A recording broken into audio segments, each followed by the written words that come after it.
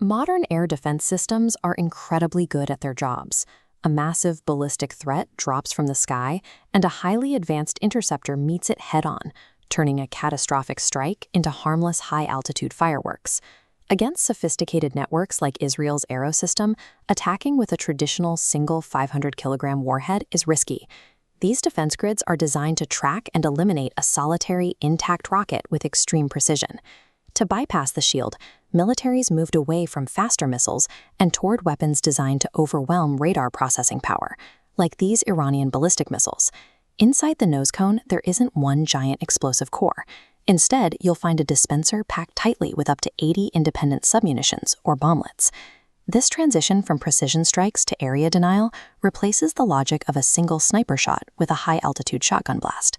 The sequence begins deep in the lower atmosphere.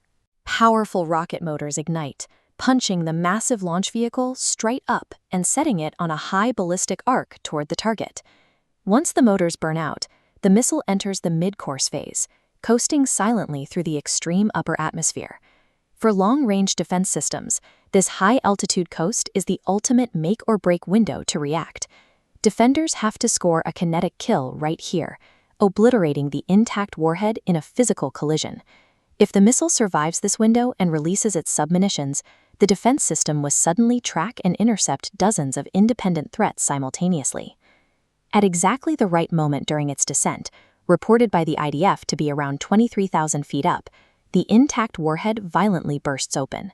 Suddenly, dozens of small explosives are expelled into freefall. Without guidance systems or propulsion, they scatter wildly based purely on gravity and aerodynamics. Down on the ground, the effect on tracking radars is immediate. That single, high-speed target instantly shatters into a swarm of independent threats. The defense network is forced to calculate trajectories and prioritize dozens of targets all at once, saturating the radar's tracking capacity. This sudden multiplication of targets drastically increases the probability that some explosives will slip through the defense net. This logic of overwhelming a target also applies to conventional artillery. The American military delivers a similar payload using the 155mm howitzer, which fires shells packed with 88 M42 submunitions. Inside the shell, an expulsion charge kicks the grenades out into the open air, triggering a nylon ribbon stabilizer. That ribbon catches the wind to position the grenade perfectly upright for its descent.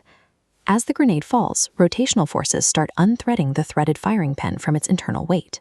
With the pin out of the way, centrifugal force works with an internal spring to slide the assembly into a fully armed state. This intricate choreography of springs and rotation turns an inert metal cylinder into a live warhead entirely through mechanical engineering. The millisecond the grenade strikes a target, a specially designed inertia weight drives the firing pin into the detonator. This triggers a dual explosive reaction. First, a shaped charged jet is propelled violently downwards, penetrating nearly 3 inches of solid armor plate, allowing it to destroy tanks and light vehicles. Simultaneously, the body of the grenade shatters into a multitude of tiny fragments that spray outward. This dual-purpose design allows a single palm-sized bomblet to act as both an anti-armor penetrator and a lethal anti-personnel weapon.